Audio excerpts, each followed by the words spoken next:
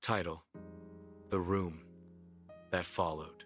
Sara Khan never imagined that the house she considered her biggest achievement would become the very thing that tried to destroy her. The place was an old Victorian-style mansion she'd bought at a surprisingly low price. In a market where houses were selling like crazy, this one felt suspiciously cheap. Locals called it the bad luck house. But Sara wasn't the superstitious type. She was practical, logical. At least, she used to be. The mansion had 4 bedrooms, a big living hall, and a narrow hallway ending in a small room with a heavy wooden door. The wood was strange. Whenever Sara touched it, it felt almost warm, almost like skin. She couldn't explain why the room unnerved her. It wasn't big. It wasn't decorated. It wasn't even used for storage. But something about it felt wrong, like the room was watching her.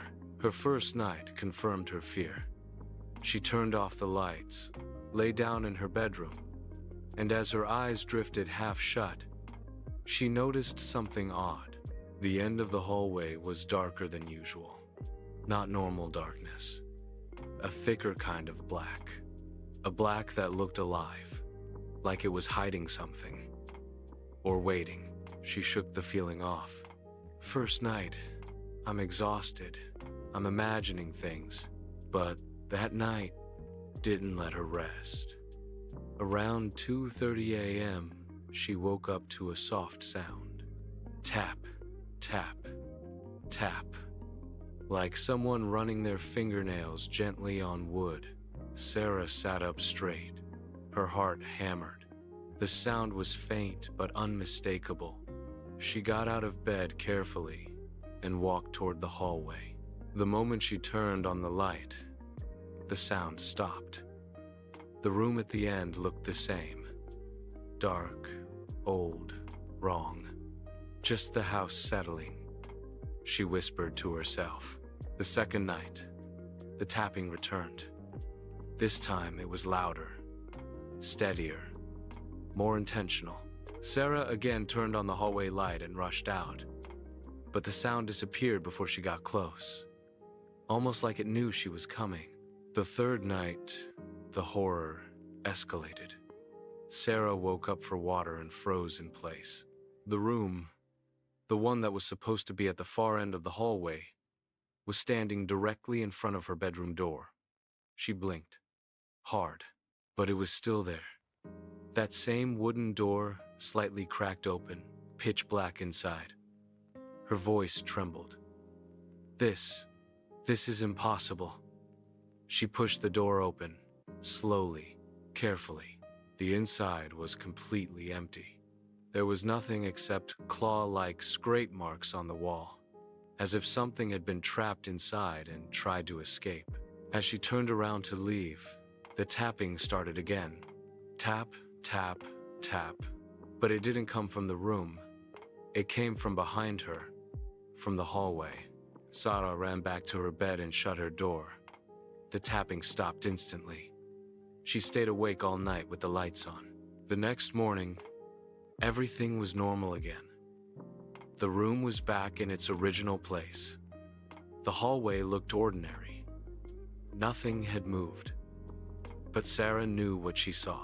The house was doing something, changing itself, watching her. Her fear grew day by day. Sometimes she heard breathing in the hallway at night. Sometimes cold air passed under that room's door like a slow exhale. Sometimes a faint blue glow seeped out from underneath it, vanishing whenever she turned on the lights. One night she was half asleep when she heard scraping. This time, not on the wooden door, on her bedroom door. Slow, steady, scratching, like long nails. She froze. Her mind screamed at her to run, but her body stayed still. The scraping lasted 2 minutes before stopping. When she checked the next morning, the door was perfectly fine. Not a single mark. Another night, she felt movement under her bed. Not small movement.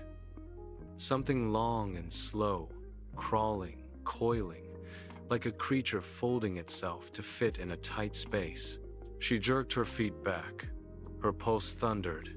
She grabbed her phone, turned on the flashlight, and checked under the bed. Nothing. But the moment she turned the light off, something under the bed exhaled. She didn't sleep that night. By morning, she decided she had to leave. She began packing her bags, and while searching for her documents, she found the house's architectural map from the real estate agent. She unfolded it casually, then froze. There was an extra room drawn on the map, a room she had never seen in the house, a room the construction didn't allow. It was labeled, Utility Room, Restricted.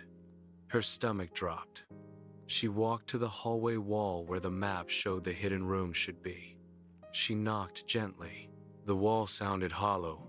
She pressed her palms against it. The wall felt moist, warm, and vibrating faintly, like something alive. She stepped back, horrified. That night, she planned to escape for good, but the house had other plans. At exactly 2 a.m., the tapping returned. Not slow, not faint. This time it sounded frantic. Tap, tap, tap, tap. Sara sprinted out of her room, heart pounding. But as soon as she reached the hallway, her eyes widened in terror. The room wasn't next to the hallway. It wasn't where it used to follow her. It was right behind her. She turned slowly. The room now replaced her bedroom door.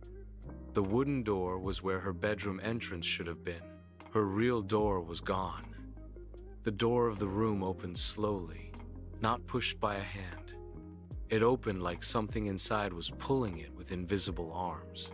Sara stared in horror as a shape stepped out.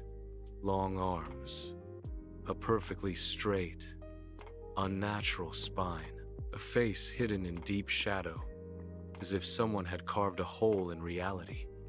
Its voice was a whisper, hollow and echoing. "This house is no longer yours." Sara tried to scream. No sound came out. Her throat locked up.